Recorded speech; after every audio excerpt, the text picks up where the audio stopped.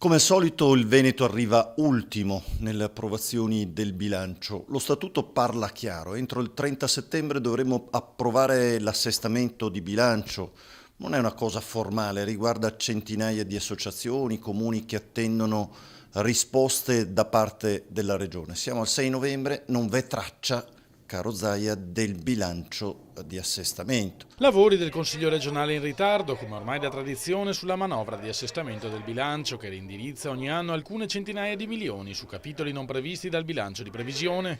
Manovra quest'ultima che dovrebbe essere approvata entro il 31 dicembre dell'anno precedente, ma che negli ultimi tempi in Veneto viene costantemente rinviata, suscitando l'indignazione del vicepresidente PD della Commissione Bilancio, Piero Ruzzante. Dovremmo oggi iniziare la discussione, a dire la verità, dal 31 ottobre sul bilancio di previsione 2015 e figuriamoci se c'è traccia, non abbiamo ancora approvato l'assestamento di bilancio, tantomeno si parla di bilancio preventivo del 2015. La Regione Veneto dal 2010 è sempre arrivata ultima nelle classifiche di approvazione del bilancio a livello nazionale. Questo ritardo, sostiene Ruzzante, ha ripercussioni molto gravi nei confronti di associazioni di volontariato e di amministrazioni comunali che attendono invano risposte dalla Regione. Svegliatevi e approvate il bilancio almeno in giunta in modo tale che il Consiglio possa discuterlo rapidamente.